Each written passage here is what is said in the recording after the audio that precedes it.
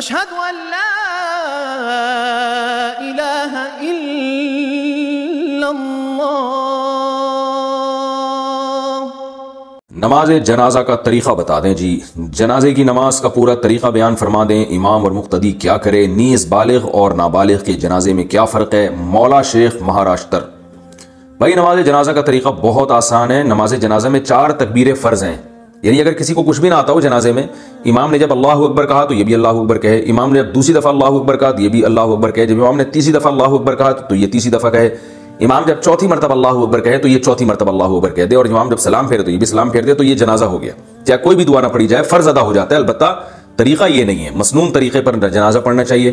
مسنون طریقہ یہ ہے کہ پہلی تکبیر کے بعد آپ ثنا پڑھیں، یعنی سبحانک اللہم وبحمدک وتبارک اسمک وتعالی جدک ولا الہ غیرک۔ اس میں بعض لوگ الفاظ بڑھاتے ہیں وجل ثناؤک، تو یہ وجل ثناؤک کے الفاظ پر میں نے بہت ریسرچ کی تھی ایک دفعہ، یہ کہیں بھی کسی بھی مستند روایت سے ثابت نہیں ہے۔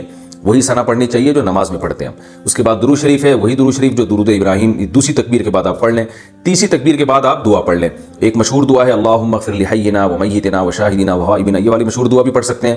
اس کے علاوہ بھی حدیث میں بہت ساری دعائیں آئی ہیں، ہم لوگ ایک ہی کو پکڑ کے بیٹھ گئے، بہت ساری دعائیں، بڑی اچھی اچھی دعائیں ہیں، تو کم از کم 2-4 دعائیں تو وہ یاد کر لینی چاہیے، تو وہ دعائیں بھی میت کے لیے پڑھنی چاہیے۔ اور اگر کوئی سورہ فاتحہ کو بطور دعا کے کبھی کبھار پڑھ لے تو یہ بھی جائز ہے، حدیث سے ثابت ہے۔ تو یہی احناف کا اور دوسرے ائمہ کا اختلاف ہے، وہ سورہ فاتحہ کو نماز جنازہ میں لازم سمجھتے ہیں اور بطور قرات کے سمجھتے ہیں، جبکہ نماز جنازہ تو ایک محض دعا ہے، اس کا وہ ارکان نہیں ہے جو نماز میں جس طرح سے دوسرے ارکان ہوتے ہیں، رکوع سجدہ، یہ چیزیں نہیں ہیں۔ تو اس طرح اس میں سورہ فاتحہ بطور دعا کے پڑھی جا سکتی ہے، بطور تلاوت کے، بطور قرات کے نہیں پڑھی جا سکتی۔ اشہد ان